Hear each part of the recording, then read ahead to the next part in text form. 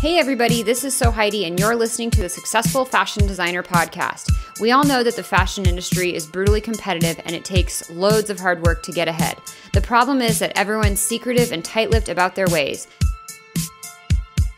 After working as a designer and educator for over a decade, I wanted to help break down those barriers and bring you valuable knowledge from industry experts, and this show is exactly where you'll find that. Whether you're trying to break into the fashion world, make yourself more marketable, launch your own label, or become a successful freelancer, we'll help you get ahead in the cutthroat fashion industry. This is episode 7 of the Successful Fashion Designer Podcast, and today I'm chatting with Gia, a fashion freelancer who's worked with huge names like North Face and Columbia Sportswear, as well as small startup brands. Her eye for technical design and product development, plus her friendly personality and hardworking attitude, is why most of her freelance gigs have fallen right into her lap. In this interview, Gia and I chat about why your network is the best resource for new work, why it's okay to charge premium prices, and creative ways to break into the industry without going to fashion school and starting with no experience. At some point, it's like, I think instead of being in debt for the rest of your life with these gigantic student loans, there's an alternative. If you're interested in the industry and you don't have the means and you don't want to take out student loans and you just want to get started now and learn, there's a ton, I think, of small domestic factories that are getting more and more business each day. And this would be a great place to learn and be paid for being taught. Before we jump into the interview, I want to remind you you can help the show out and make it easier for others to discover by leaving a rating on iTunes. If you enjoy this episode, I'd really appreciate it if you'd take 60 seconds to do that.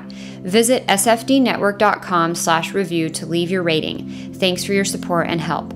To access the show notes for today's episode, visit sfdnetwork.com/7. Now on to the interview with Gia.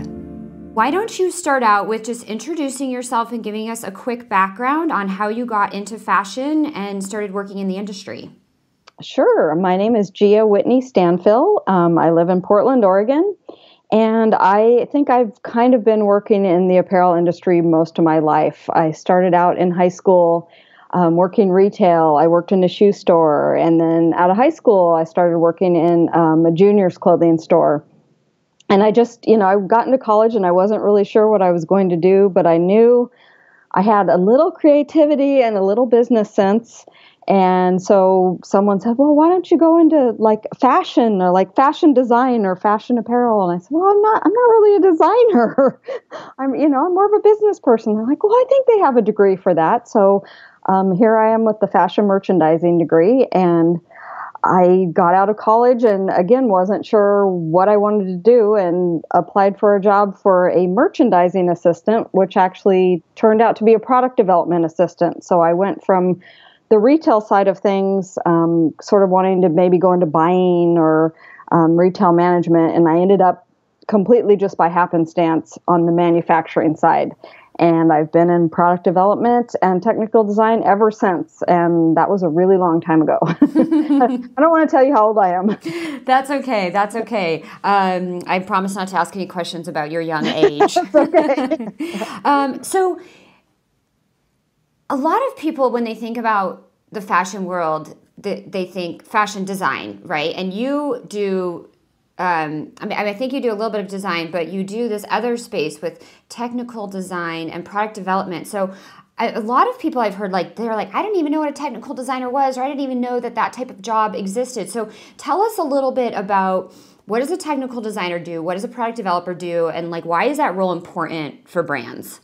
It's so important. It's really a liaison between a lot of different departments. And I had no idea. I think in college, you're not really exposed to sort of the depth and breadth of jobs that there are in the apparel industry. You just think, oh, you're a buyer or a fashion designer. There are so many jobs. Product developers, we're kind of the middleman or middlewoman between the designer or the creative director and the factory. We're actually, so the designer is like the architect and the product developer or the technical designer is like the engineer. So it's a fantastic job for somebody if you are maybe not super creative, or you're not really sure you want to do design, but you have some creativity about you and you have a really good business sense, it's a great job for someone like that. It sort of merges the two worlds. You're working a lot in initial design reviews. You're sitting there with your design staff. You're probably your sourcing person. And people are asking you about, well, hey, this is what we have an idea for this particular style, and we're going to place it in our factory in Taiwan. What do you think their capabilities are? And you're sort of the person that's the go-to for construction, for how something's going to drape on a body, costing. You're kind of sort of expected to, in your head, work out the initial cost of a garment and what's feasible and what's not in terms of the design and trims. And then you're working directly with the factory. You're sending a tech pack. You're sending maybe a flat sketch or construction details to the factory and sort of going back and forth with them for the development season, getting prototypes, fitting the prototypes, making comments, adjusting things all along the way. And you're continuing to work with design and sourcing and maybe your logistics people on classifying the garments. What is this garment? What is the duty rate that's coming in? And I'm just giving like a broad overview. There's so much more that goes into it. It's a very dynamic job. Yeah. It's interesting because, we all think, I shouldn't say we all, but a lot of people think, oh, you have this beautiful idea, and then it just like magically gets made. But there's the biggest part of the puzzle, I actually think, is this middle portion, which is what you do as a technical designer and a product developer. Is like, okay, you come up with the idea. That's almost like, okay, that's done. And then the real journey, the real long haul is this portion in between where you're working with the factory. You're making sure the product gets made correctly, at the right price, that it fits well, that the construction is done well, and all these details that go into making it the best product ever so that then it does sell. Oh, it is so involved. You're right. I think people just think, oh, yeah, I just came up with this awesome design and it just happened. Sometimes it can take 18 months. I know with outerwear, I started in outerwear, ski wear, snowboard apparel, that sort of thing. And the fabric development, we'd back it out 18 months because you really needed to, from start to finish, because there's just so much that's involved in that. And then that's its own thing. I forgot about, you're working with a fabric manager or you're sourcing the fabric yourself if you're working at a small company. Yeah. So you need a lot of time. I'm baffled by the whole fast fashion thing, I guess, because I'm from the outerwear world and I'm like, there's nothing fast about it. No. It's interesting whenever I talk to startup designers and people that want to launch their own brand. I'm like, okay, well, you need, especially if you're starting totally from scratch, like we're talking a couple years, and people, depending on what you want to do, you can work with available fabrics and trims and stuff, and we won't go down that route. But it does take so much longer than I think anybody thinks. So you just mentioned something, depending on the size of the company you're working with, and I'd love to talk about that a little bit because you've worked with some really major brands like Nike and Adidas and the North Face. And if I'm not mistaken, you also work with some smaller clients, some smaller brands, and maybe even some startups. Is that correct? I've worked with everyone from like one person that has an idea to a group of investors that are a startup to the North Face, to Columbia Sportswear. It's very different worlds, extremely different worlds, but yet all the same ending point. I personally enjoy working for sort of somewhere in the middle because I still get to do lots of different tasks and use my experience and abilities.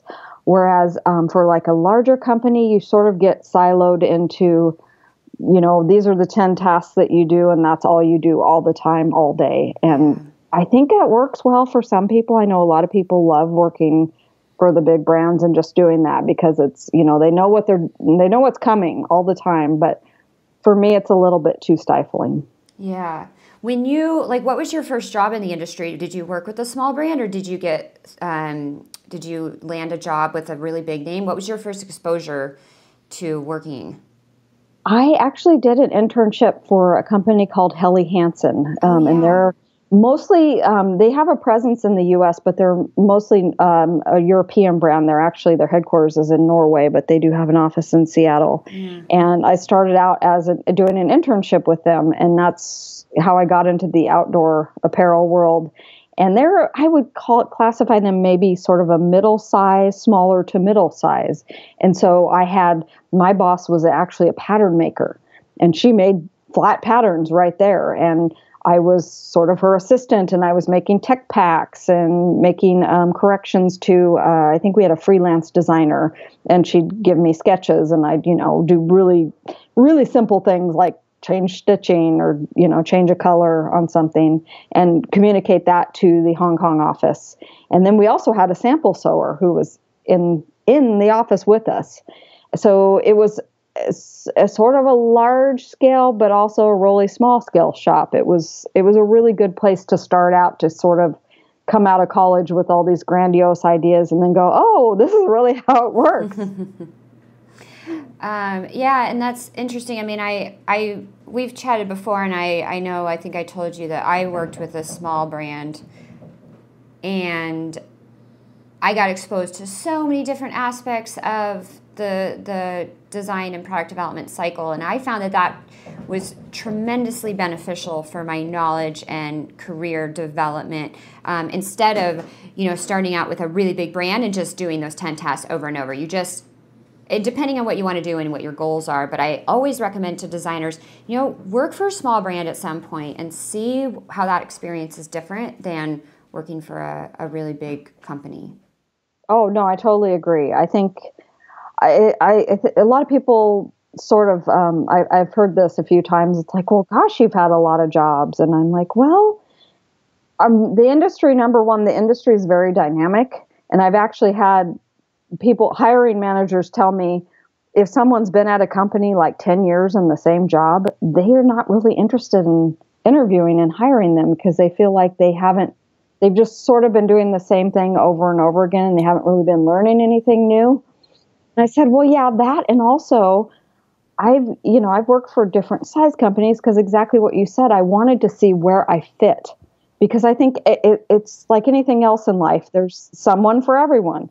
Yeah. There's a company or a job for everyone. It's just trying to figure out where you fit in. And just for me in particular, it's sort of that mid-size company. If I'm going to be an employee for a company, I actually just love freelance work because it suits me. So actually, I'm glad you brought that up because that's a really big topic that I want to talk about. And you have been freelancing for like 12 years, a very solid amount of time, 12 years, yeah, like 2005. But I kind of, in between that, I've been employed I worked for a company here in Portland for kind of off and on. I've had a long-term relationship with them. So sort of in between my freelance work and then just freelancing on the side for other companies. Tell me, okay, one of the things that I hear a lot is designers say, oh, I want more freelance work. I want to be a freelancer.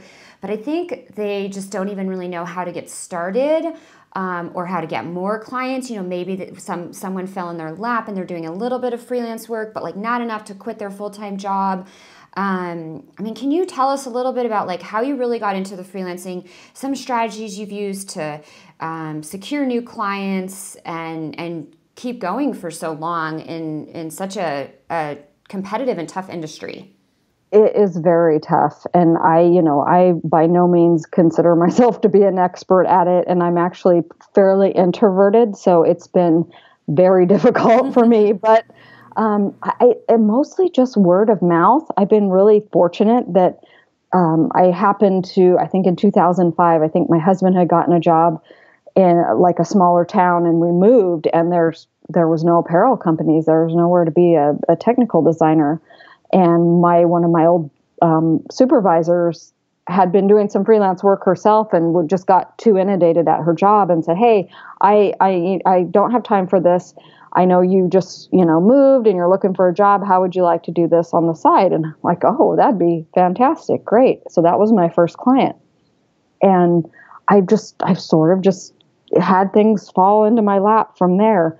I just word of mouth, like someone will say, oh, you did a project for a colleague of mine, would you please do 10 tech packs for me? Great, sure, no problem. And there's, been times, particularly around the market crash, 2008 to say 2010, I had very little freelance work. And it was even going out and looking for it and talking to people I knew, their just budgets were tight. So it's a difficult thing. I mean, I'm very fortunate that I have a spouse that has a steady income, because I feel like it would be really difficult to do as, a person just supporting yourself. Yeah. It's not impossible at all, I think, and especially somebody that's maybe a little more outgoing than me and gregarious personality. But even still, I force myself to go to trade shows. I force myself to go network with people and just keep my name out there. Yeah. Something that I've had success with, and I'm curious to know if this is something that's worked for you, that I think you probably are doing and you didn't even realize it, was trying to make as many relationships inside of the brands that I work with as possible. Because if I only have one relationship with, let's say, the design director, and then that person gets let go or leaves the company for whatever long list of reasons, then I've all of a sudden lost my connection to that brand, that person that I had that relationship with. And so I always try to get to know other people in the company, especially higher ups, because then what happens is when people do leave, they go to another brand and then they bring you on board because you have that relationship with them, but you still have relationships with the people at that first brand. So just trying to talk to as many people inside the company as possible. Absolutely. And talking to people just across the industry. Yeah. Absolutely. It's all about relationships and networking and who you know. Yeah. Exactly what you just said. I've seen that happen so many times where somebody like the head of product development gets let go and they bring somebody else in. Yeah. And that person will, over a few years, bring in all their favorite people. Mm-hmm. I guess what I told a junior colleague of mine once, I said, just don't burn a bridge. Yeah. Be just the person that is positive. You don't have to be a doormat, but you also don't want to be the person that everyone goes, oh, I don't want to work with her. She's difficult. She's whiny. She's, misses deadlines.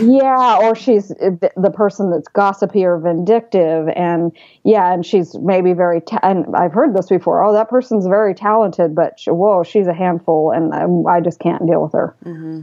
So just, networking being, the person that meets deadlines, and you're just easy to work with. You're, accommodating to a point without being, you don't want to be the doormat either, but there's sort of this fine line you have to walk, especially in this industry. It's actually a very small industry when you get down to it.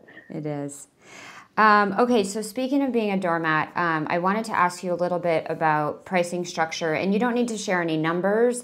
And if you're not comfortable talking about this, you don't have to answer either. We can cut this part out. But how have you strategized your pricing? Do you work hourly? Do you work by project? Does it depend on the client? Is that a space you're comfortable kind of talking about? Absolutely. Okay, great. No, totally. I'm not, I'm totally transparent there. It depends on the client, what they're comfortable with, how they're set up. I know a lot of startups, I've worked for a couple of startups and they said, okay, in the next 3 months, we have X amount of budget. So, can you work within that budget and tell us how much you can get done for us? We need 5 tech packs, or we need you to help us source, this, that, and the other thing. And can you go to this trade show and maybe get this done, and we'll pay your travel expenses and your hourly rate. And just I just have to work in the constraints of who I'm working for. I mean, there's I've worked for a couple bigger companies and they didn't care. They're like, oh, just keep track of your hours and bill us at the end of the month. And then, I've got somebody that's like maybe a couple people they've invested in a brand, and then they're very conscious of their budget. And so they say, okay, we really can only pay you for X amount of hours or X amount of dollars a month. Mm-hmm. And so I have to work within that. Or I've had a few people where I've said, I can't, within your budget, I can't do what you're asking me to do, but I can do, I can do Y instead of X for you. Right. if that helps you. And I can maybe introduce you to somebody that's a little more junior that's trying to get their feet wet and would probably work for less. They're not as experienced as I am, but that's okay in some regards. So yeah, it just depends on the client, depends on what they're looking for. And so then I'm going to put you on the pricing spot again, just because you said something that made me think of, so someone junior versus someone senior like yourself, and each of those people having different price points. Have you found it tough over the years as you're working with the same clients to, all of a sudden you're like, you know what, my price has got to raise, it's got to increase. How do you handle those situations? Honestly, I've never come across that. I've usually worked with enough people that have known me from a job or somewhere else that they don't really like per project. If I say I worked with them 5 years ago and the price was X, and now it's Y, they don't really. It's never been an issue. I guess I'm lucky in that regard. It's kind of, I've had such long-term relationships with so many people that I've worked with that it just doesn't come up. They understand. It's like, okay, now I'm closing in on 20 years. I've been in the business, but yet I still I don't know everything. So if I were to maybe be given a project that it's not really my experience, I might say, okay, well, not that I won't work for less, but I want to gain some experience in this particular aspect. I'll help you out if you help me out, sort of thing. Yeah. So it sounds like, like we touched on a little bit earlier, you really focus on being easy to work with, doing a great job, hitting your deadlines. And so at the end of the day, a lot of your clients are like, you know what, the price is what the price is. We know what we're going to get. Gia's amazing. She's just great to work with, and they're happy to pay it. I think that's it. And I think it's a trust factor. I think it's such a dynamic industry. There's so many people out there. If you go online and you say, I need a fashion designer, there's all these sites where you can find somebody that will work for next to nothing, but they're halfway across the world. The person doesn't know them. I think that's been that way for me for a lot of things. It's like if I want a person to do my accounting, a CPA, if I've had the same CPA for 15 years because I know her, I trust her, I know she's looking out for me, and I probably maybe pay her more than I could find someone else. But there's a level of expertise, trust, a relationship that it's worth in dollars. It's worth something to me.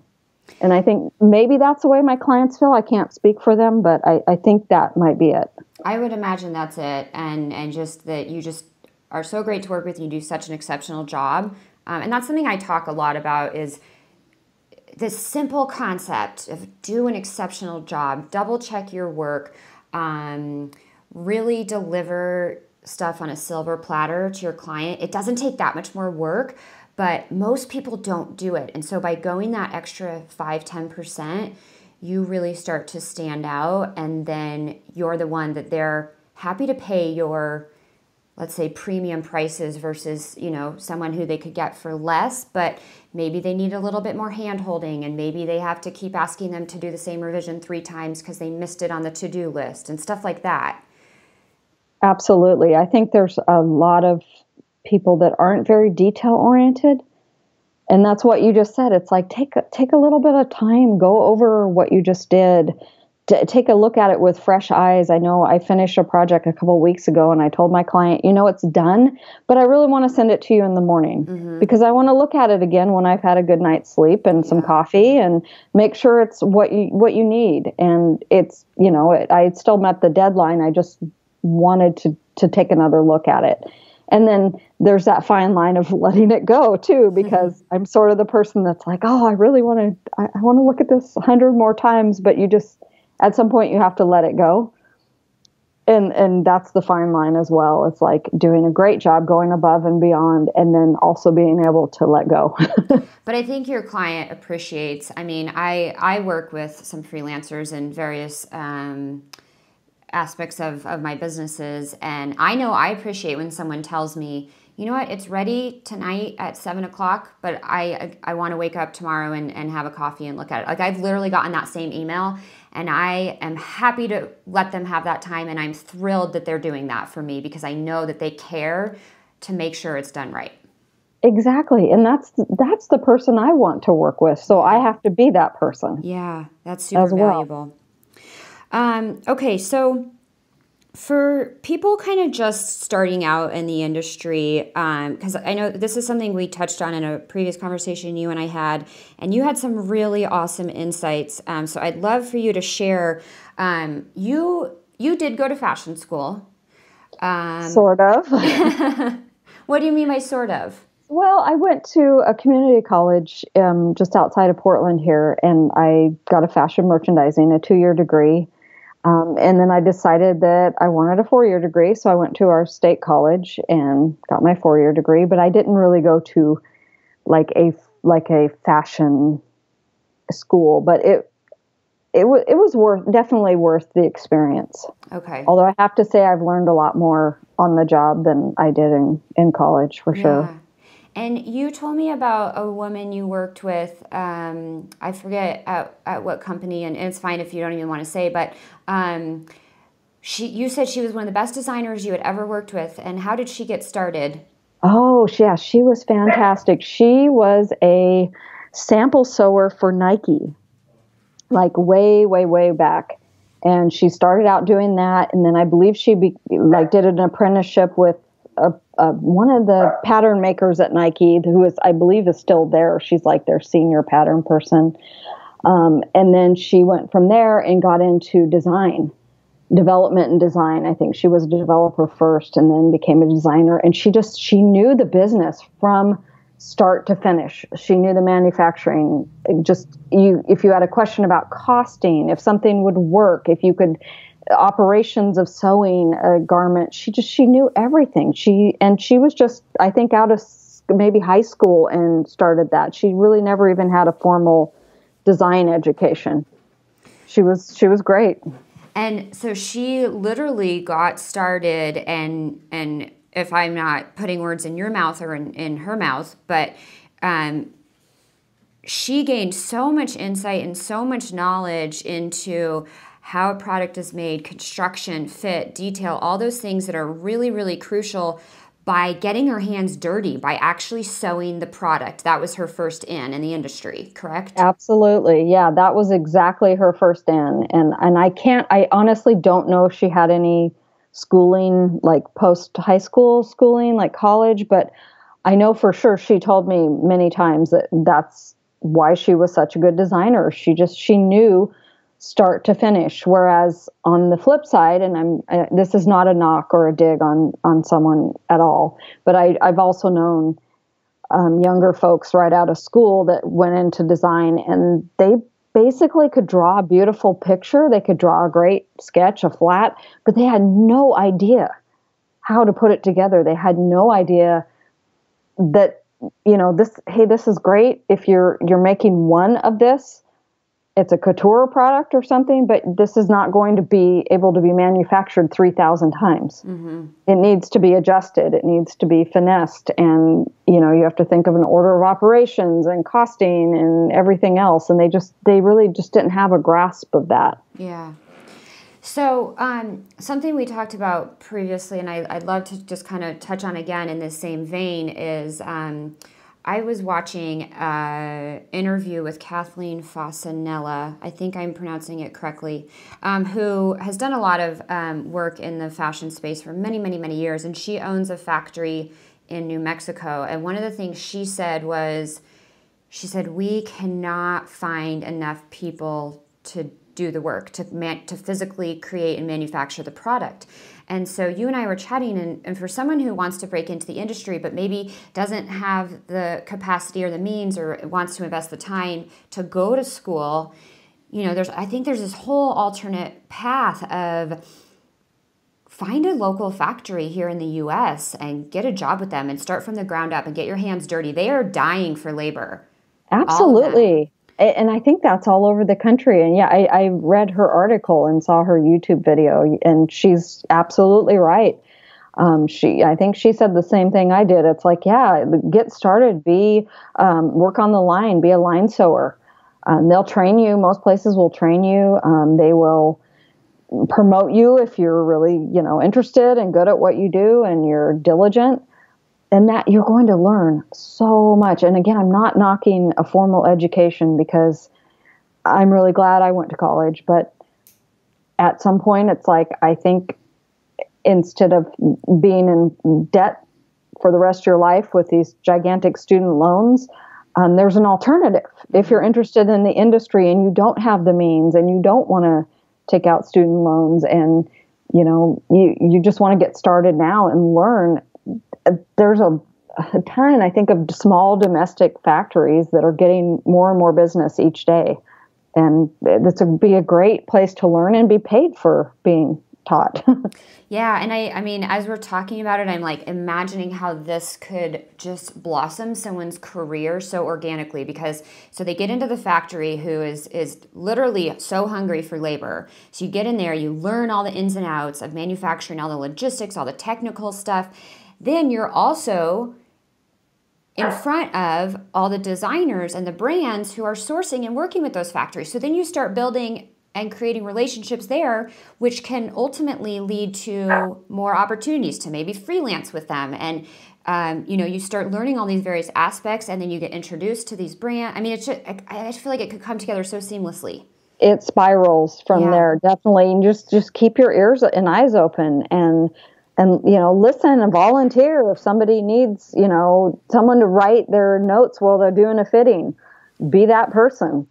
Volunteer, and you start sitting in a fitting and you watch the pattern maker, you watch the designer. It just spirals from there. I think it's a great way to break into the industry. And I think it would be great to have a new generation of people that are taught the skill set that's left us, because everything had gone offshore 25, 30 years ago, and we've sort of lost our people with those technical abilities. I know I get calls a lot from recruiters saying, hey, do you know a pattern maker, a good pattern maker? I'm like, yeah, I know a couple of them, and they're so busy, they would never talk to you. Yeah, they don't have time.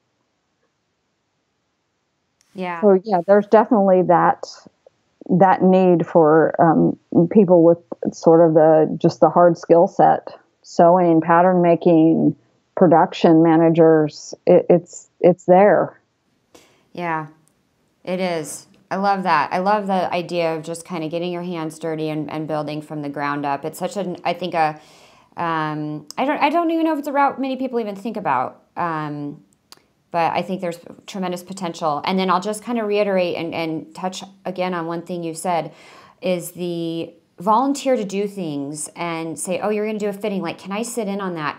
This curious mindset will get you so far by wondering how things are done, by asking questions, by just saying, you know what, can you explain that to me? Or can I help with that? Like, I really want to give this a try. That's how I really learned on the job, since my degree was in graphics and I started working at a fashion brand. Anybody that would listen to me and answer my questions, I would just ask them a million questions. Oh, that's the only way to learn. And I think a lot of people are afraid. I've seen this before. I've kind of watched people's faces. I think people are afraid to admit they don't know something. Yeah. And my feeling is like, you can't know everything. And this dynamic industry. I've been in here almost 20 years, and I feel like some days I barely know anything, and that there's so much more to learn. And it's why I'm still working in the industry. It's like, I have sometimes these fantastical ideas that I'm like, oh, well, I'm going to, just absolutely learn pattern making and be a master pattern maker and go work at a domestic factory because I love pattern making. But I know some of it. I can make a pattern, I can manipulate a pattern, but I still feel like I'm so much a junior person at that. Yeah. And I've been around it 20 years.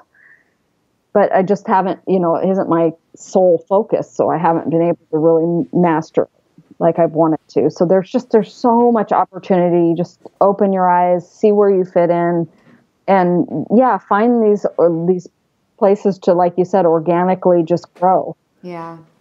And I love, I was actually chatting with a friend last night who has been in the industry for, oh gosh, probably 20 years as well. And she said, if I don't know something, I'm happy to say, I don't know. I don't know how that works. Or can you tell me about that?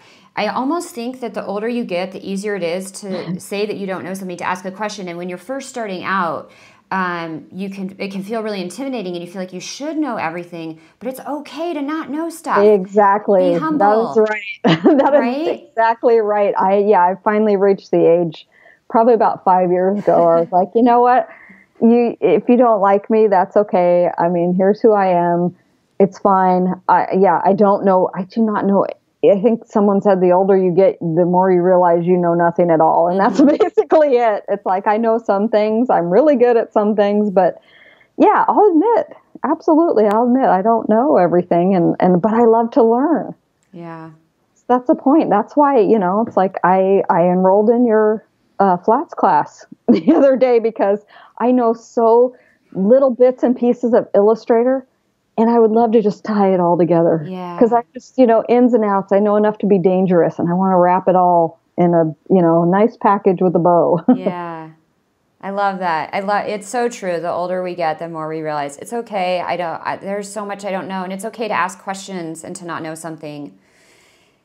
That should be instilled in us from a very young age, and for some reason it's not. Yeah, I've noticed that. I think it is maybe an age thing because I've seen the younger folks that I've worked with. They seem like they have. Maybe it's a technology age. It's like because we have the web at our fingertips and you can look up an answer to anything at any point, that you feel like you're expected to know everything all the time. And it's like, you can't. It's not possible. Yeah. My favorite answer if I don't know something is, you know what, that's a good question. Let me look into it and get back to you later. Absolutely. I don't have the answer for you right now, but let me figure it out. And take it as a challenge to figure out how to do something. And it's an adventure. It's like a detective. I was at a fitting the other day, and my client was asking me, well, we have a men's shirt that fits like this, but then, one of our employees found this other brand's shirt, and, they just love the fit more. And what's the difference? And I'm like, well, I don't know, but I certainly can look at those two garments if you'll let me have them for a few days and kind of figure it out. Yeah. And it's a little mystery for me, and I love doing stuff like that. I love trying to figure out, okay, you've got two men's t-shirts from two different brands. They're both the same size. Why are they different? Mm-hmm. They're same type of, jersey, same weight. Why are they different? Mm-hmm. And then that's another thing I could probably talk for months about, is like the sizing in the industry, how different it is across different brands. Yeah. And it's crazy. Yeah. Awesome, Gia. Okay, I have one last question for you that I ask everybody at the end of the interview. What is one question that you wish people would ask you about working in fashion, but that no one ever does? Oh my gosh, that's a great question. I think most people that aren't really, I don't know, that just see fashion from the outside. They've had no experiences anywhere in the industry, retail or anywhere else. I think they think, like we said earlier in the conversation, that things just happen. And gosh, your job is so glamorous, and you get to travel and you get to, draw pretty pictures. And I'm like, well, there is, ask me about the actual technical aspects of this job. I think they think it's like, you're just this, oh, I love fashion, and, you're, a bubblehead or something. It's like, no, there is so much skill. If you'd ask me about what I actually truly do, there's a lot of skill, and I've met so many talented people. I've worked with some fantastic people that are so creative and such sharp business minds. And I think the industry gets a bad rap for that. And I just wish somebody would say, well, really tell me what is it you do? What is the difficulties and the challenges in the industry? And it's like, I'm not trying to say we do brain surgery or something like that, but there is a skill. And there's a technical aptitude I think you have to have, and not everybody has it. Yeah, and being a technical designer, I mean, I very much parallel that to an engineer. You're an engineer of clothes, and you have to figure out, I mean, you do a lot of other things, but one of them is figuring out how to make two-dimensional items, fabric, fit on a three-dimensional body. Yeah, it's not easy. No, it's not. And not with all the, seam lines and different silhouettes and, how much ease do you need? How, you're trying to fit a size medium. Well, who is that? And what does she look like? And wow, there's like so many different people just in this country that consider themselves to be a size medium, and they probably are. But their body type and shape and the, width of their shoulders, everything, it's very difficult. Yeah. And no one ever asks about the technical side of the business. No, it's all glamorous. Yeah. It's all what you see, on Project, Runway or some show where it's just, these crazy designers that just, frolic in fabric all day. Yeah. Oh, fabric. And let me touch this fabric. It's like, yeah, that's part of it. And that is awesome. I won't deny that. But it's just a small aspect of it. Yeah. Awesome, Gia. This has been so much fun. Is there somewhere people can find you if they want to connect? Sure, you can. I actually had my technical husband create me a website. Awesome. And it's probably like the year 2000 style website, but it's really basic. It's gcwdesign.com. Awesome. And we'll put that in the show notes. And then I'm on LinkedIn. You can probably Google my name and I might come up every now and then. I don't know. Awesome. I'm around. You can see me at Outdoor Retailer or Magic in Vegas. I try to go to the regional trade shows and talk to people and just see what's going on and what's new. And yeah. Awesome. Well, we will add the links to your site and LinkedIn in the show notes. Thank you so much for your time, Gia. This was really phenomenal to chat and hear a little bit more about what you're working on. Oh, same here. I'm so happy to talk to you. I love to talk about apparel and technical design and everything else. I enjoy it. I've been doing it for so long, I can't see doing anything else. Thanks for listening to episode 7 of the Successful Fashion Designer podcast. If you'd like to learn more about any of the resources mentioned in this episode, visit the show notes at sfdnetwork.com/7.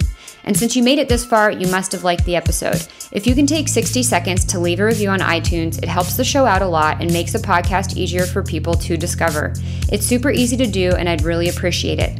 Visit sfdnetwork.com/review to leave your rating, and thanks for your support and help.